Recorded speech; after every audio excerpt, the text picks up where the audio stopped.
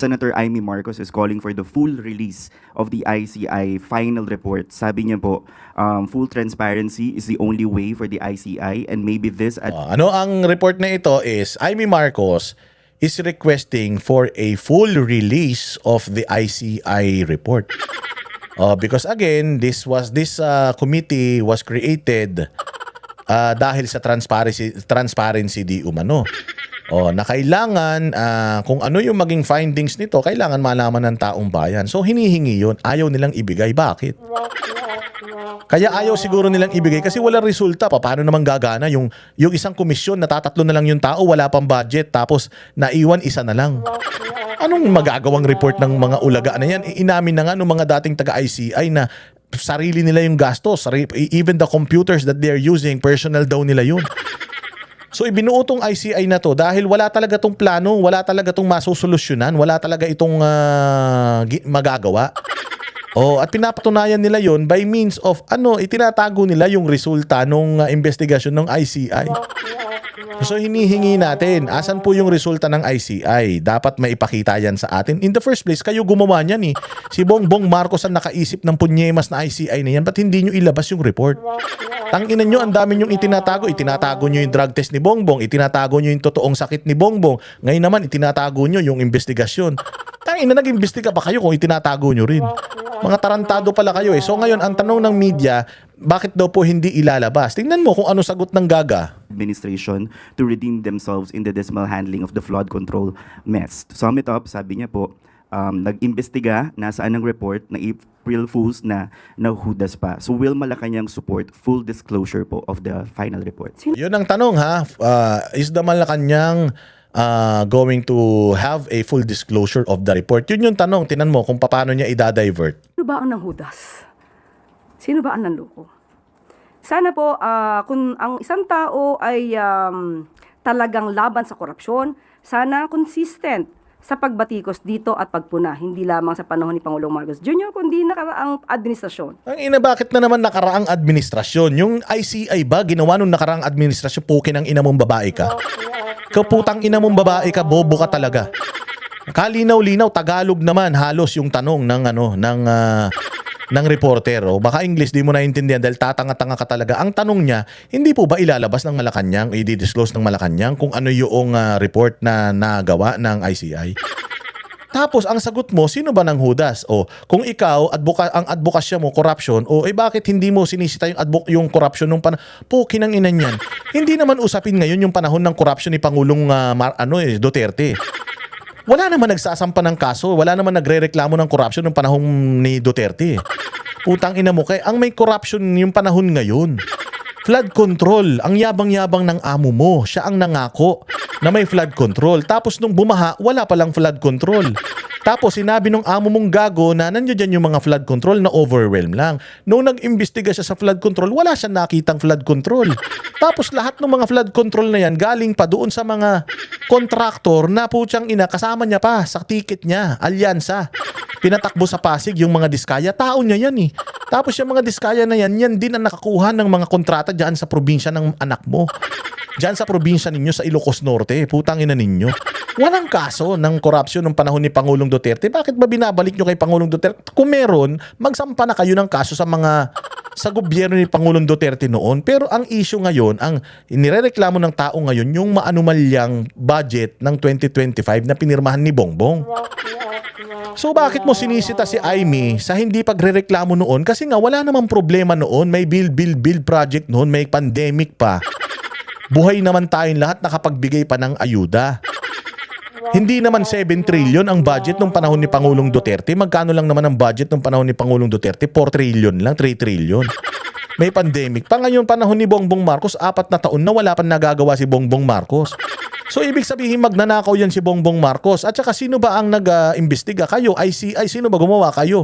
Ang tanong ng reporter, yung ICI, ilalabas ba yung report? Tapos ang sagot mo, imbestigahan yung kaso nung pangnanakaw nung panahon ni Duterte. Wala nga kaso, paano iimbestigahan? Wala nga nagsasampa ng korupsyon nung panahon ni Pangulong Duterte. Bakit yun na naman ang sagot? Putangin nanto talaga aso eh. Boba talaga eh. Wala talagang alam eh. babalik natin sa kanila yan. Ang ghost projects as early as 2020. Hindi nga yun ang tanong. Ang tanong nga, madam, hindi ba ilalabas ng ICI yung report nila? Bakit kailangan ibalik mo sa nakaraang administrasyon? Hindi naman nakaraang administrasyon gumawa ng ICI, putang ina mo, boba. Alam mo ba kung ano yung tanong? Uulitin natin ang tanong, hindi po ba kayo maglalabas ng report sa ICI? Tapos ang sagot mo, 2020 pa yung corruption? Pukin ang ina mo. Kung 2020 pa yung corruption, magpa-imbestiga na kayo ng mga corruption ng 2020.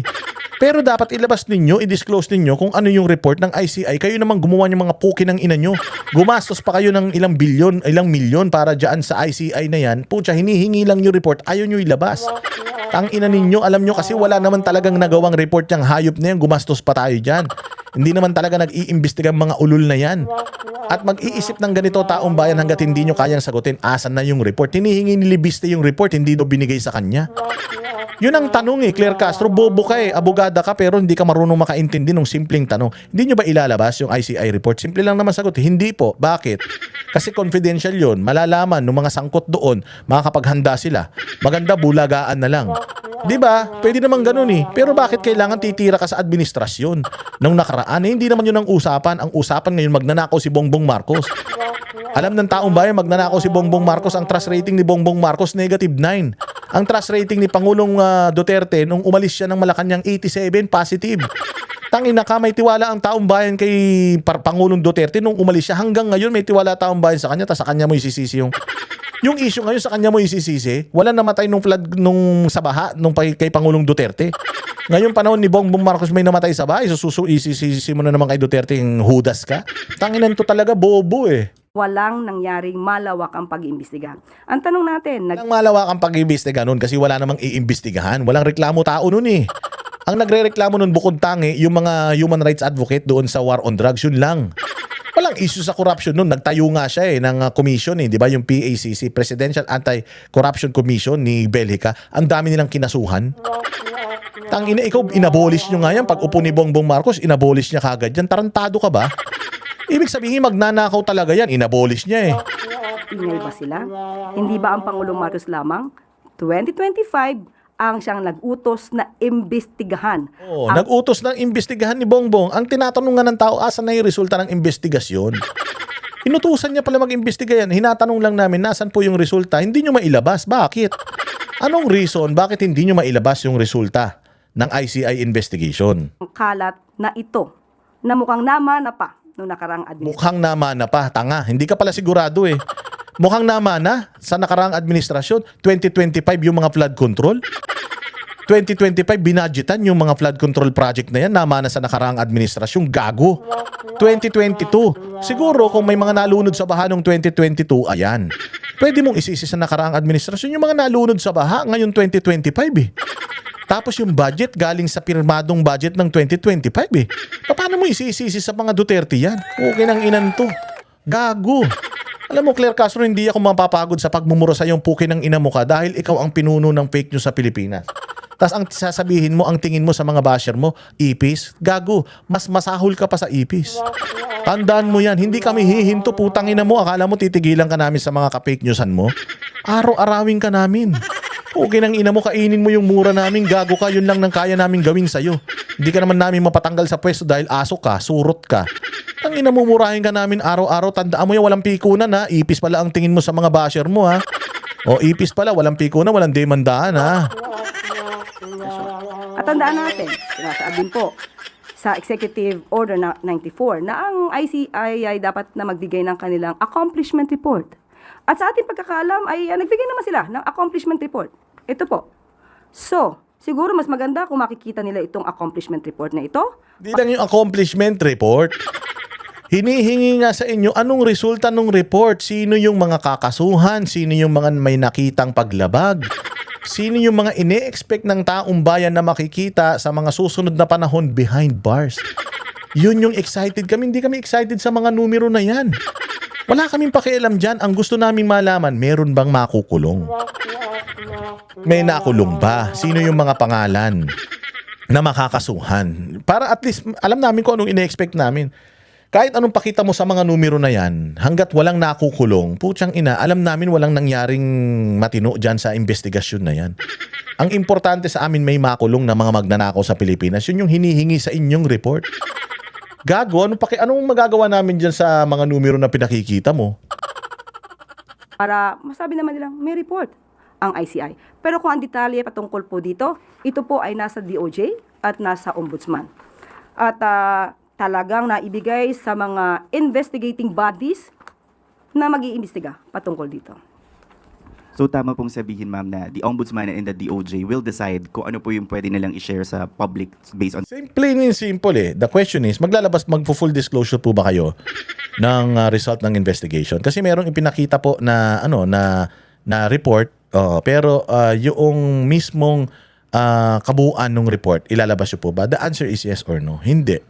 Hindi natin lalabas kasi para surprise. Ibinigay na natin yan sa Ombudsman and DOJ. I believe kung if the DOJ or the Ombudsman thinks na pwedeng ilabas, then sila na yung tanungin ninyo. Ang ICI kasi ibinigay na nila yung report sa mga ahensya na yan. So tanungin nyo na sila. Sila na yung magsasabi whether wala bang paglabag sa batas o hindi ba lalabag sa batas pag inilabas itong mga information na to. Oo. Kung ang tanong is yung ICI ba maglalabas ng full disclosure ng kanilang report, naglabas na po sila, hindi nga lang po sa media, sa DOJ at saka sa Ombudsman. Now, it's up to the Ombudsman and DOJ kung yung nilalaman ba ng report ng ICI ibibigay ba nila sa inyo. It's up to them. Wala na yan sa control namin. Pwede naman ganun yung sagot eh.